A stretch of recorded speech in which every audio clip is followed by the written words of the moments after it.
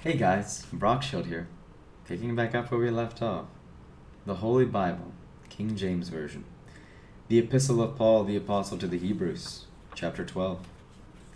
Wherefore, seeing we are also compassed about with so great a cloud of witnesses, let us lay aside every weight, and the sin which doth so easily beset us, and let us run with patience the race that is set before us, looking unto Jesus, the author and finisher of our faith, who for the joy that was set before him endured the cross, despising the shame, and is set down at the right hand of the throne of God.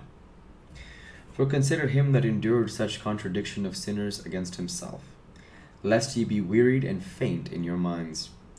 Ye have not resisted unto blood, striving against sin, and ye have forgotten the exhortation which speaketh unto you as unto children. My son, despise not thou the chastening of the Lord, nor faint when thou art rebuked of him. For whom the Lord loveth he chasteneth, and scourgeth every son whom he receiveth. If ye endure chastening, God dealeth with you as with sons. For what son is he whom the Father chasteneth not?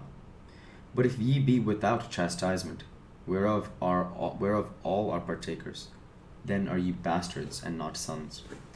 Furthermore, we have had fathers of our flesh which corrected us, and we gave them reverence. Shall we not much rather be in subjection unto the Father of spirits and live?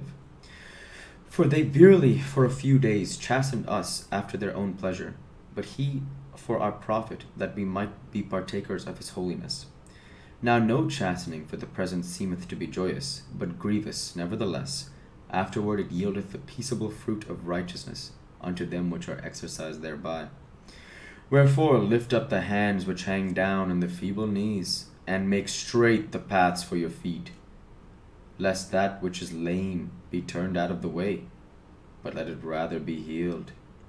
Follow peace with all men, and holiness, without which no man shall see the Lord, looking diligently lest any man fail of the grace of God, lest any root of bitterness springing up trouble you, and thereby many be defiled.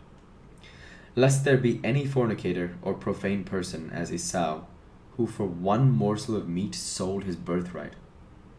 For ye know how that afterward, when he would have inherited the blessing, he was rejected. For he found no place of repentance, though he sought it carefully with tears.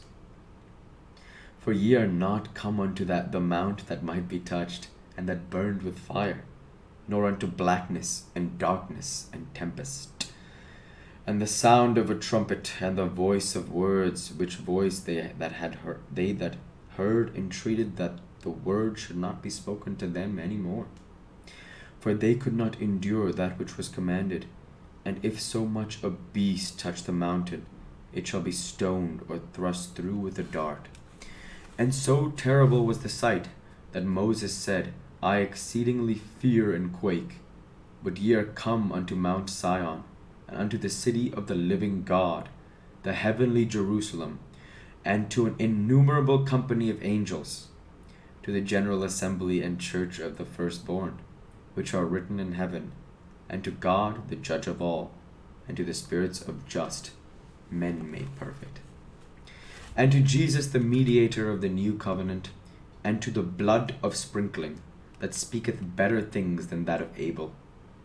See that ye refuse not him that speaketh, for if they escaped not who refused him that spake on earth, much more shall not we escape, if we turn away from him that speaketh from heaven. Whose voice then shook the earth, but now he hath promised, saying, Yet once more I shake not the earth only, but also heaven. And this word, yet once more, signifieth the removing of those things that are shaken, as of things that are made, that those things which cannot be shaken may remain. Wherefore we, receiving a kingdom which cannot be moved, let us have grace whereby we may serve God acceptably with reverence and godly fear. For our God is a consuming fire.